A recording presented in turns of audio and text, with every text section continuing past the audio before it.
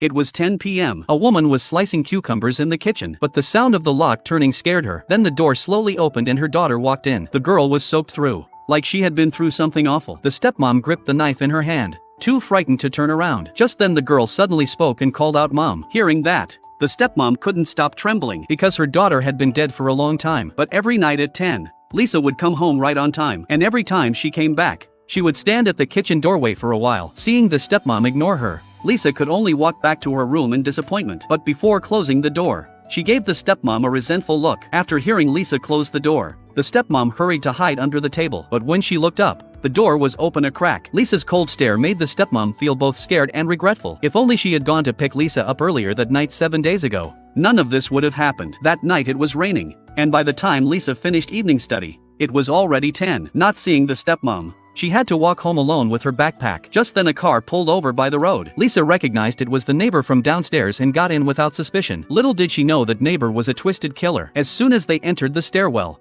Jack dragged Lisa into his apartment by force. Meanwhile, the stepmom, rushing to pick Lisa up, suddenly felt a pang of panic and then got into a car crash. Unknown to her, Lisa was already tied up by Jack. Terrified, Lisa begged for mercy, but Jack gave a cruel smile. He ordered a pizza as part of a ritual for Lisa's execution and forced her to eat it. Then Jack put on an apron and killed Lisa with a hammer, cutting her body into pieces and packing them into a suitcase. The next day the suitcase was found and made the news, but the police found no clues at all, which gave Jack a strong sense of satisfaction. He killed someone every 10 days. Lisa was already his 6th victim, but the red suitcase in the news caught the attention of a luggage shop owner. A man in a hat had bought from him 6 times in a row, and the day after he took the suitcase, a body would be dumped. The owner took out his phone wanting to call the police, but his wife told him to stay out of it so it wouldn't hurt business. Thinking it over, the owner let it go. Meanwhile, a delivery guy remembered something important. There was a man in a nearby neighborhood who ordered pizza every 10 days, and the day he ordered was always the night before each dumping. Busy with work, the delivery guy soon forgot about it. 2 important leads were left hanging. Ever since the stepmom confirmed Lisa's death,